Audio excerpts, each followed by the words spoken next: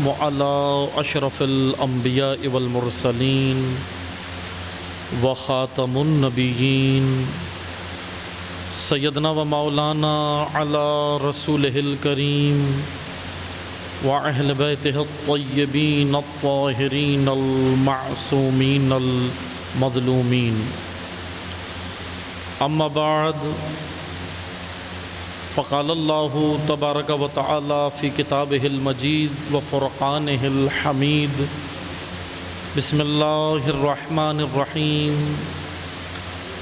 إنما يريد الله ليذهب عنكم الرجس أهل البيت ويطهركم تطهيرا.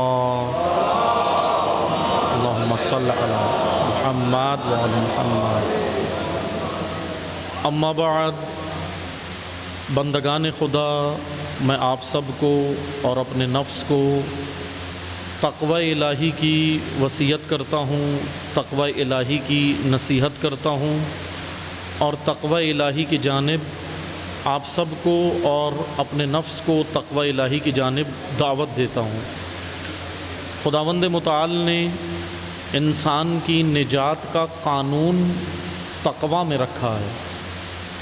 دین اسلام جامع دین ہے، دین اسلام مکمل دین ہے، دین اسلام ایک کمپلیٹ کانسٹیٹیوشن ہے، ایک ایسا آئین ہے جو اللہ نے بشر کی ہدایت کے لیے نازل فرمایا، اور بشر اگر اس دنیا میں ہدایت پاتا ہے تو یقیناً آخرت بھی اس کی سرخرو ہوگی۔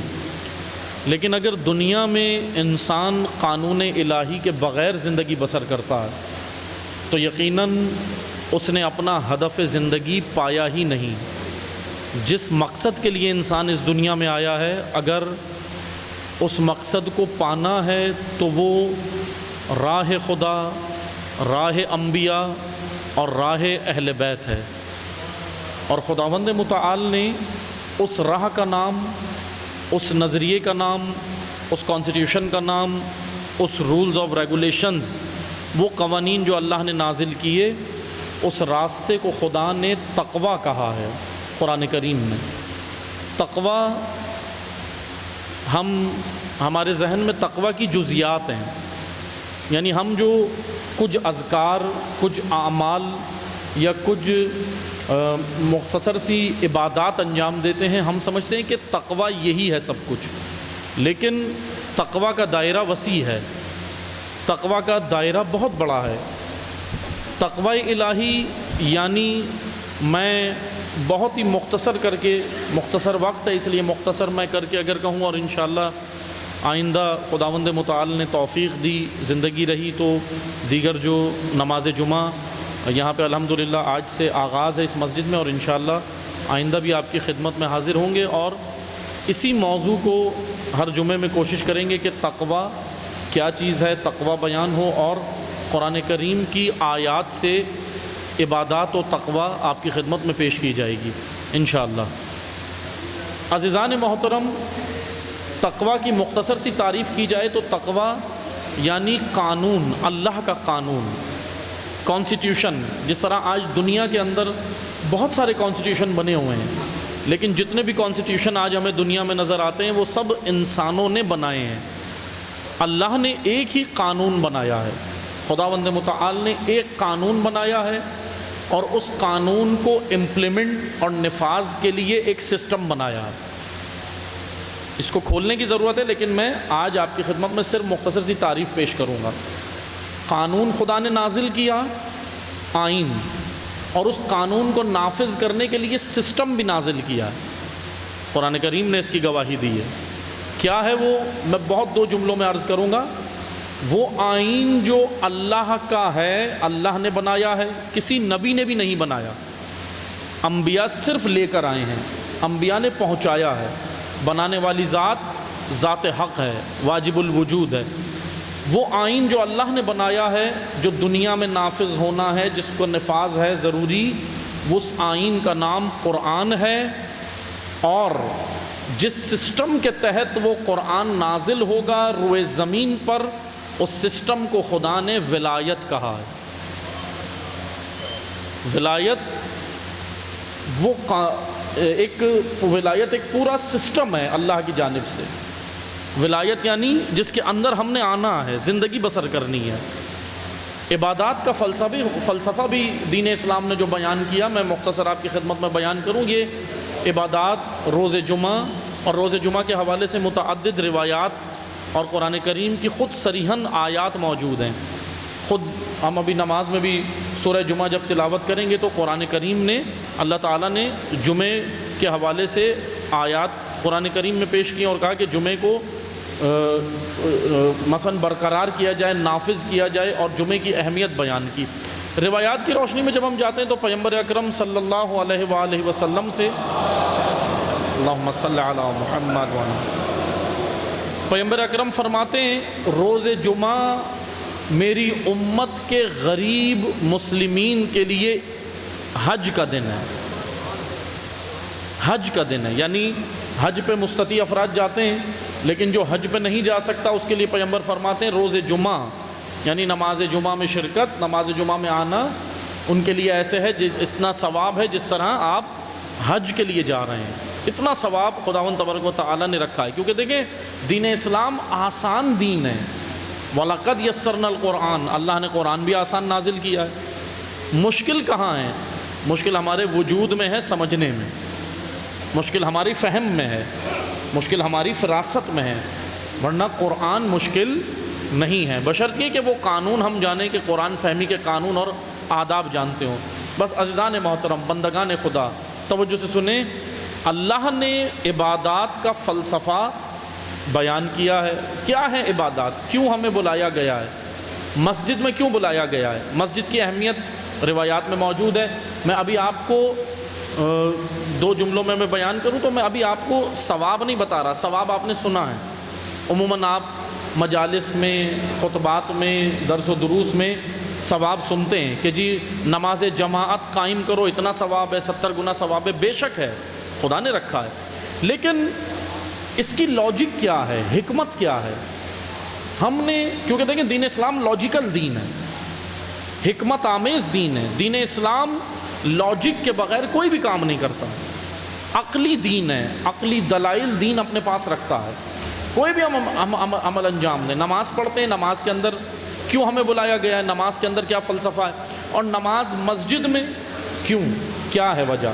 میں یہ اکثر مجالس میں کہہ چکا ہوں، جوانوں کے لیے اور بچوں کے لیے بزرگان بہتر جانتے ہیں کہ عموماً معذرت کے ساتھ جب ہم سے فلسفہ پوچھا جاتا ہے بھائی مسجد میں آپ نماز کیوں پڑھتے ہو، جیسے مثلاً آج دنیا کے اندر اگر ہم دیکھیں تو ایک تعداد بڑھتی جا رہی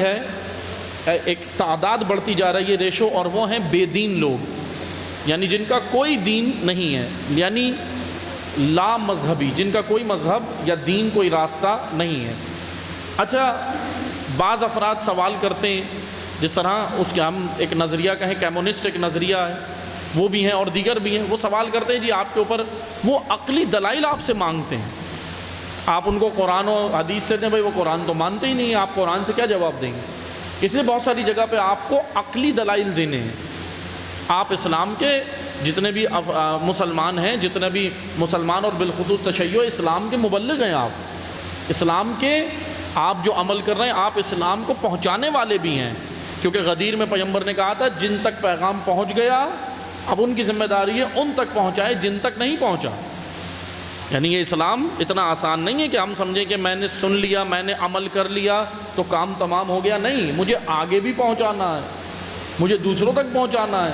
یہ میری ماموریت اور ذمہ داری ہے. بس عزیزان محترم، بندگان خدا، کیا ہے مسجد میں بلانے کا فلسفہ؟ اے پروردگارہ، تو نے کیا رکھا ہے مسجد کے اندر، کیوں ہمیں بلایا ہے؟ تو وہ حکمت سن لیں کہ پہلے تو ایک قانون میں خدا کا بیان کروں کہ دیکھیں دو چیزیں ہیں جس کو ہمیں مد نظر رکھنا ہے، اور ان دو چیزوں میں ڈفرنس ہمیں معلوم ہونا چاہیے. ایک ہے مقصد، ایک ہے فائدہ. فوائد، فائدے کی جمع فوائد. مقصد اور چیز ہے، فائدہ اور چیز ہے. لیکن انسانی ذہن بعض اوقات فائدوں کا اتنا اسیر ہو جاتا ہے کہ وہ فائدوں کو مقصد سمجھ لیتا ہے، اور مشکل یہ ہوتی ہے کہ پھر وہ مقصد کو چھوڑ بیٹھتا ہے، مقصد کو گم کر بیٹھتا ہے. مثلا مثال کے طور پر آپ تعلیم حاصل کرتے ہیں، اسٹوڈنٹ یہاں بیٹھے ہوں گے، کالج یونیورسٹی کے اسٹوڈنٹ ہیں، ایجوکیشن کا ہدف کیا ہے؟ میں مثال دے رہا ہوں تاکہ ہمیں مقصد اور فائدے میں فرق پتہ چلے۔ تعلیم کا ہدف کیا ہے؟ ابھی کسی سے بھی پوچھیں تعلیم کا ہدف سب کہیں گے مثلا سند، ڈگری، سند، اور پھر کہیں کہ اس سے کیا ہوگا؟ ایک اچھی جاب لگے گی اور مجھے ایک اچھی ڈیسگنیشن اور عہدہ ملے گا، اور پھر اس کے بعد میں اچھا پیسہ کما سکتا ہوں، ایک سیٹلڈ لائف گزار سکتا ہوں۔ لیکن عزیزان محترم، یہ سب تعلیم کے فائدے ہیں، ہدف نہیں ہے، یہ مقصد نہیں ہے۔ مقصد تعلیم جب امام محمد باقر علیہ السلام سے پوچھا گیا، اللہم صلی علی محمد وآل محمد، امام باقر سے پوچھا گیا مولا ہدف تعلیم کیا ہے، کون لوگ کامیاب ہیں؟ امام نے کہا مقصد تعلیم فقط ایک ہی ہے، اور وہ ہے خوشنودی خدا۔ اچھا، اللہ کو میرے علم کی ضرورت ہے، خدا کیسے خوش ہوگا؟ اب میں آسان زبان میں اس کی تشریح کر رہا ہوں۔ خدا کیسے خوش ہوگا؟ خدا میرے علم سے جب خوش ہوگا جب میں اس علم کو حاصل کر کے اپنے آپ کو بھی انسان بناؤں اور معاشرے کی بھی تربیت کروں، اپنے ملک و قوم کی، اس نسل کی تربیت کروں، اپنے آپ کو۔ تعلیم کا پہلا ہدف خود انسان بننا ہے۔ انسان یعنی ڈاکٹر، انجینئر، عالم بننا آسان ہے، انسان بننا مشکل ہے۔ ہم علم حاصل کر کے اچھے ڈاکٹر بھی بن جاتے ہیں، اچھے انجینئر بھی بن جاتے ہیں، بہت کچھ ہم بنتے ہیں اپنے شعبے کے اندر۔ اچھا ایک عالم بھی ہوگا، بہترین تقریر کر سکتا ہے، اچھی علمی گفتگو کر سکتا ہے، لیکن ہدف تعلیم اس کے اندر انسانیت کے جو خدا نے بیج رکھے ہیں ان کو پروان چڑھانا، انسان بنانا ہے۔ بس عزیزان محترم، ان عبادات کا ہدف ہمیں انسان بنانا ہے، ہمارے اندر وسعت قلبی پیدا کرنا ہے، ہمیں انسان بنانا ہے۔ انسان، اللہ نے ہمیں انسان بنانے کے لیے نماز رکھی ہے، ورنہ آئیں آ کر پوچھیں نماز کے بارے میں روایات کتنی ہیں؟ متعدد ہیں۔ اہمیت پہ کتنی ہیں؟ متعدد ہیں۔ نماز پڑھیں اتنا ثواب ہے، نماز پڑھیں آپ کو جنت میں یہ ملے گا، حوریں ہیں، مکانات ہیں، سب کچھ ہے، لیکن یہ سب فائدے ہیں۔ مقصد نماز ایک ہی چیز ہے، اور وہ ہے قرب الہی۔ اور جب ہم معصومین سے روایات میں جاتے ہیں تو پوچھا جاتا ہے مولا مقصد نماز کیا ہے؟ تو معصوم فرماتے ہیں جب تمہاری پیشانی خاک پہ رکھو گے تو اس کا مطلب تمہیں اس لیے بلایا گیا ہے کہ اب تم کچھ بھی نہیں ہو، وہ تمہارا رب ہے جو سب کچھ ہے۔ یعنی تکبر خاک میں ملانا۔ آپ بتائیں، تکبر کا بت توڑنا، انانیت کا بت توڑنا، حسد کا بت توڑنا، جھوٹ کا بت توڑنا، اناد کا بت توڑنا، عداوت کے بت توڑنا، تمام صفات سیئہ، بری صفات کے بت توڑنا، اور اپنے وجود میں صفات حسنہ کو پروان چڑھانا، یہ مقصد نماز ہے، یہ مقصد عبادت ہے۔ یعنی مقصد ایک ہی ہے لیکن فائدے بہت سارے ہیں۔ لیکن جیسا میں نے عرض کیا، انسانی ذہن فائدوں کا اسیر ہو کے، مثلا میں آپ کو مثال دوں نا، اگر ہم نماز پڑھ کے جنت بھی پہنچ جائیں تو بھی ہم نے ابھی ہدف حاصل نہیں کیا، کیونکہ جنت بھی اجر ہے، انعام ہے، فائدہ ہے، جنت بھی فائدہ ہے، ہدف نہیں ہے۔ ہدف ایک ہی ہے، اور وہ ہے خوشنودی خدا، قرب خدا، اور اپنے وجود کی تربیت۔ اسی لیے ہمیں مسجد میں بلایا گیا۔ مسجد میں آنے کی لاجک سنیں، دو جملوں میں سنیے گا کہ مسجد میں آ کر آپ پڑھیں تو 70 گنا زیادہ ثواب ہے یا نہیں ہے؟ روایت میں 70 گنا زیادہ ثواب ہے، لیکن پروردگار مسجد میں کیا ہوتا ہے؟ کیوں اجتماعی جگہ بنائی ہے؟ کیونکہ دین اسلام ایک اجتماعی دین ہے، سوشل دین ہے، معاشرتی دین ہے۔ دین اسلام انڈیویجول دین نہیں ہے۔ اور یہ جو آپ نماز پڑھتے ہیں، جیسے بعض لوگ کہہ دیتے ہیں بھائی یہ میرا ذاتی مسئلہ ہے، نہیں، نماز انڈیویجول عبادت ہے ہی نہیں۔ اگر ذاتی یا انڈیویجول ہوتی تو خدا کہہ دیتا گھر میں پڑھ لو، ختم ہو گئی بات، لیکن نہیں، مساجد کو تعمیر کرو، مساجد کو آباد کرو، اور مسجدیں آباد ہوتی ہیں نمازیوں سے اور محراب و منبر سے، ہدایت سے۔ اگر ہدایت سے خالی ہو تو عمارت تو اچھی ہو سکتی ہے لیکن مسجد نہیں ہو سکتی روایات اور قرآن کی نگاہ میں۔ اس لیے مسجد ہی جب ہی ہے کہ جب وہ لوگوں کی تربیت کرے۔ میں دو جملوں میں سمیٹ رہا ہوں گفتگو کو۔ بندگان خدا، مسجد محراب و منبر کی ذمہ داری کیا ہے؟ آئیں آ کر دیکھیں ہمیں کیوں بلایا۔ امام جماعت یہاں کھڑا ہوگا مسجد کی محراب میں، کیا حکمت ہے، کیا لاجک ہے؟ آپ نے کبھی نوٹ کیا، غور کیا؟ ہمیں کہا گیا ہے کہ امام سے پہلے رکوع میں نہیں جانا، امام سے پہلے سجدے میں نہیں جانا، امام سے پہلے ذکر و اذکار بلند آواز میں نہیں پڑھو جب امام پڑھ رہا ہے، کیا ہوگا؟ نماز باطل بھی ہو جاتی ہے، اشکال ہے نماز میں۔ جماعت کے آداب ہے نا، جماعت کے آداب میں کیا ہے کہ جب امام جماعت پڑھ رہا ہے بلند آواز سے، آپ نے نہیں پڑھنا، اس کے کاندھوں پہ ذمہ داری ہے، آپ کے اوپر نہیں ہے۔ پہلے رکوع میں نہیں جانا، پہلے سجدے میں نہیں جانا، پہلے تشہد نہیں کرنا، پیچھے پیچھے اس کو فالو کرنا ہے۔ اس کا ہدف کیا ہے؟ کیا ہے؟ میں بس آسان زبان میں سمیٹ رہا ہوں۔ عزیزان محترم، مسجدیں اسلام کی چھاؤنی ہیں، مسجد اسلام کی چھاؤنی ہیں۔ یہاں مسجد میں آنے والے اسلام کے سپاہی ہیں۔ آگے محراب میں بیٹھا ہوا یہ وہ کمانڈر ہے جو ان سپاہیوں کو تیار کرے گا، اور کس کے لیے تیار کرے گا؟ وہ جو پردہ غیب میں ہے، وہ چیف آف آرمی سٹاف ہے، سب سے بڑا، وہ پردہ غیب میں ہے، اس نے آنا ہے۔ اس کی تیاری یہ کروائے گا جس کے دوش پہ عبا ہے، جس کے سر پہ عمامہ ہے۔ ذمہ داری ہے اس کی، میں نے نہیں رکھی یہ ذمہ داری، معصومین نے رکھی ہے۔ میں دوسرے جمعے میں، دوسرے خطبے میں آپ کو حدیث بھی سناؤں گا، حدیث بھی سناؤں گا کہ معصومین نے کہا کہ آپ کی ذمہ داری۔ بس عزیزان محترم، آپ کی ذمہ داری فالو کرنا، اطاعت کرنا، امام جمعہ، جماعت و عالم دین کی اطاعت کرنا، اطاعت، پیچھے چلنا۔ ہمیں اگر محراب و منبر کی اطاعت آ گئی تو شاید خدا اس کو بھی بھیج دے جو پردہ غیب میں، کیونکہ معذرت کے ساتھ ہمیں اطاعت نہیں آئی ابھی تک، اطاعت آنی چاہیے۔ محبت اہل بیت سے ہے لیکن اطاعت کی کمی ہے، لیکن انشاءاللہ یہی محبت تو اطاعت تک پہنچائے گی۔ دعا کرتے ہیں اللہ تعالیٰ سے خداوند تبارک و تعالیٰ ہمیں حقیقتاً امام عصر کا سپاہی بننے کی توفیق عطا فرمائے۔ بسم اللہ الرحمن الرحیم۔